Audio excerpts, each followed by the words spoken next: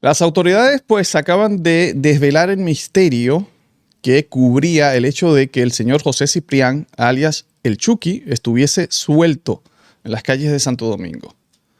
A pesar de que sobre él pues pesaba una condena de 10 años por ser parte del complot que en el año 2019 casi se lleva la vida del ex Grandes Ligas, nuestra gloria del deporte, David Ortiz. Pues resulta, señores, que el señor Roberto Hernández Basilio, quien es el director de prisiones de la República Dominicana, pues reveló todo. Dijo, este señor, José Ciprián, estaba en la calle porque en el año 2024 fue favorecido con una libertad condicional que se la dio un juez porque los abogados de Ciprián habían presentado pruebas de que este hombre pues había cumplido los requisitos para optar por una libertad condicional. Roberto Basilio se cuida cuando dice el Ministerio Público no estuvo de acuerdo. Y yo le pregunto al señor Basilio, pero no estuvo de acuerdo, pero ¿y por qué no apeló eso? Argumentos válidos tenía el Ministerio Público para apelar una decisión así. ¿Por qué? Porque el mismo Roberto Basilio revela que Ciprián estaba preso desde el 2016, porque recuerden que Ciprián, todo el mundo, o sea, recuerden que él estaba preso. Recuerden cuando Jean Alain, ¿no?, hizo su historia allí y dijo que prácticamente muchos de los que participaron en el complot lo hicieron desde la cárcel. Ciprián era uno de esos, que estaba en la cárcel. Roberto Basilio dice, Ciprián estaba en la cárcel desde el año 2016. Y adivinen por qué. Por homicidio, señores. Entonces, en el año 2019, cuando Ciprián se ve envuelto en el asunto de David Ortiz, pues se le abre este nuevo proceso. Entonces, imagínense ustedes, señores, cómo este hombre pudo ser merecedor de una libertad condicional en el año 2024, cuando venía ya desde el año 2016 llevando un proceso por homicidio y que luego, en el año 2019, se le suma otro proceso por homicidio. Y este señor, según lo que dijo el señor Roberto Basilio, la decisión del juez se basó en el hecho de reinsertar a este señor en la sociedad. Creo que se le ubicó un trabajo y se le pusieron algunas limitaciones, que no podía portar armas blancas ni revólver. Señores, por Dios, es un abuso. Hay que buscar el nombre de ese juez. De verdad que sí. Pero bueno, Roberto Basilio le lava las manos al Ministerio Público, pero yo digo que ahí hay que poner un asterisco porque, repito, el Ministerio Público no apeló a esa decisión y, como acabo de contar, pues argumentos muy buenos tenía para impedir que este señor saliera a las calles, que cumpliera su condena, la condena que le pusieron, los 10 años. Pues bien, ahí se acaba el misterio, ¿no? Todo el mundo se estaba preguntando esto. ¿Qué hacía este señor en las calles? Ahora, hay otro asunto que a mí me parece un poco hasta peor. Y creo que las autoridades, pues, se van a dar el lujo de no responder nada sobre esto, que a mí me abre muchas incógnitas, pero que muy bien esto lo van a tirar como, bueno, al departamento de casualidades, grandes casualidades. Miren esa foto de allí. En esa foto podemos ver a José Ciprián, que está a mano derecha, ¿verdad? Ya recuerdan ustedes cómo murió José Ciprián. José Ciprián murió porque dos hombres lo interceptaron a él y a otro compañero y se armó la balacera. El que está en el medio es el señor Luis Alfredo Rivas, uno que también fue acusado de formar parte de este complot. El Ministerio Público, dentro del expediente, pues le asignaba la tarea a Rivas, alias el cirujano, de que fue la persona que se encargó de la parte de la logística, de buscar alquilar el carro, entre otras cosas allí, ¿no? Ahora, el Ministerio Público no pudo atraparlo. El cirujano se dio a la fuga. Y fue el único prófugo de este proceso donde se acusó a 13 personas, de los cuales pues 3 salieron absueltas. Pero el cirujano, en el año 21, si la memoria no me falla, corrió la misma suerte que José Ciprián. En un hecho casi idéntico, señores. Pero en Santiago. 2 hombres lo interceptaron. Pues también hubo una discusión allí. Y bueno, la balacera. Y resultó muerto. Estaba prófugo de la justicia por el caso de David Ortiz. Y así fue que lo pudieron encontrar. Muerto. Casualidad, ¿no? Pero volvamos a la foto y él, que está a mano izquierda, es el señor Víctor Hugo Gómez. Ustedes recuerdan, Víctor Hugo Gómez lo absolvieron y fue señalado por el Ministerio Público como el autor intelectual del asunto este, como el hombre que supuestamente el Ministerio Público quería eliminar a Sixto Fernández, porque recuerden que supuestamente el objetivo no era David Ortiz, sino Sixto Fernández. Entonces, este señor, al final,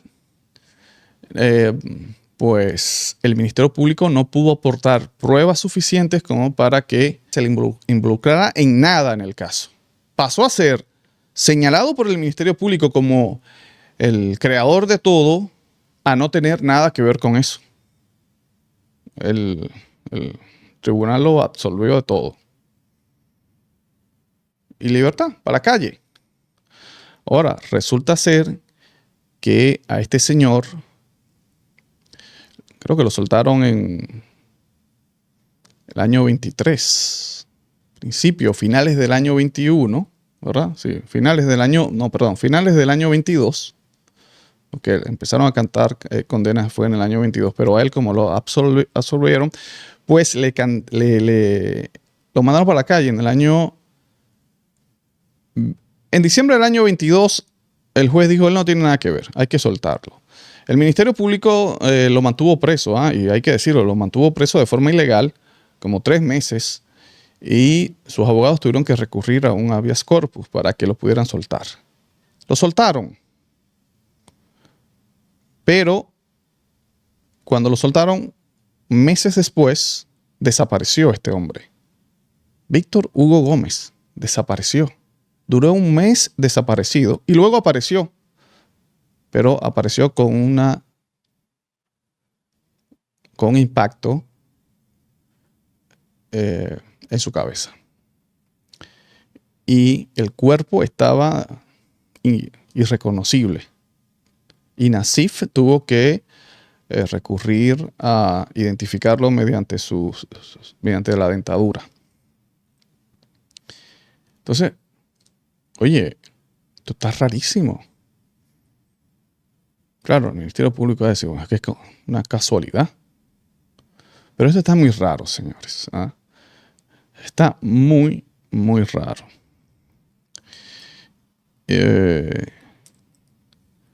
Víctor Gómez, se dice que Víctor Gómez tuvo muchos problemas en los Estados Unidos y que los Estados Unidos lo acusaba de tráfico. Él cayó preso aquí en el año 2011 y que supuestamente él habría pensado o habría acusado a Sixto Fernández como que lo había chivateado, ¿no? Con las autoridades dominicanas.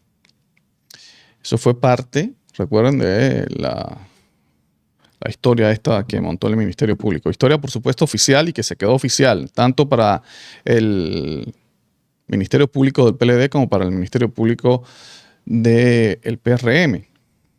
Eso era lo que decían para justificar, ¿no?, un motivo por el cual Víctor Gómez querría eliminar a Sisto Fernández.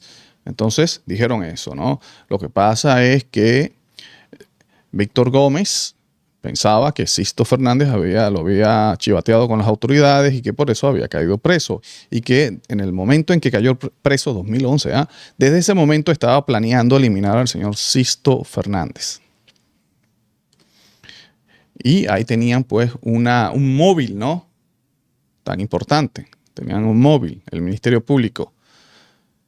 Víctor Gómez, señores, creo que de hecho se hizo un viral, un video donde se ve a Víctor Gómez negando todas esas acusaciones de una forma muy, muy emotiva. Señores, y al final un juez lo absolvió, ¿no?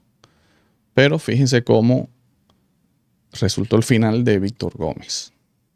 ¿Por qué resultó así? No sé. Quizás sabía demasiadas cosas. Bueno, como las sabría el cirujano, que también murió en circunstancias sospechosas de las cuales nunca se aclaró, porque el cirujano que lo balearon en Santiago, las noticias usted la lee y usted lee, se procesaron 2 personas por este hecho, pero no va a conseguir más nada de allí.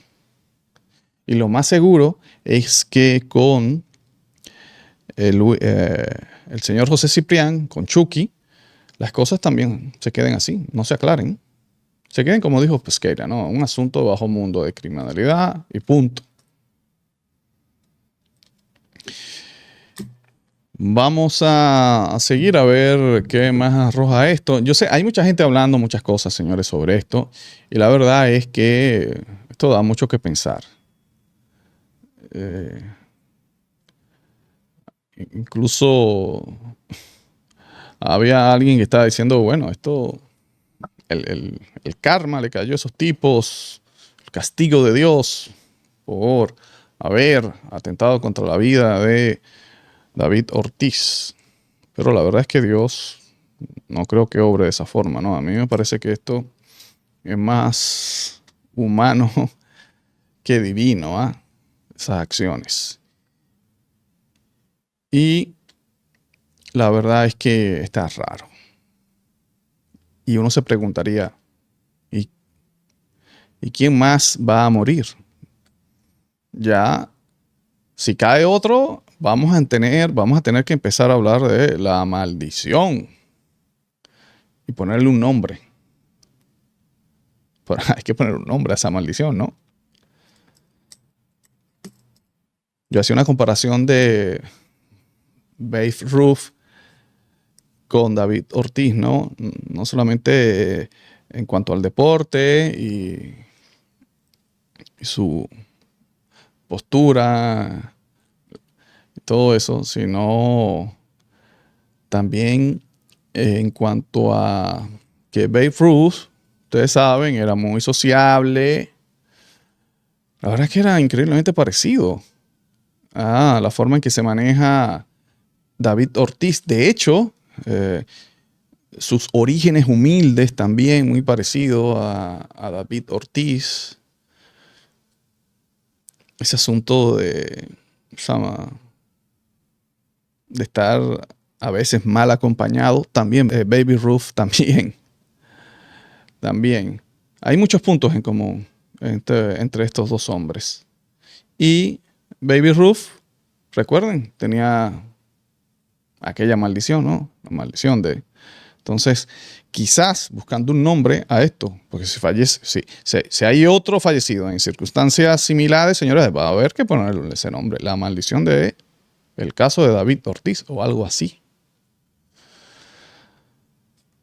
Yo soy José Maracayo, gracias por el favor de la sintonía, seguimos en los comentarios.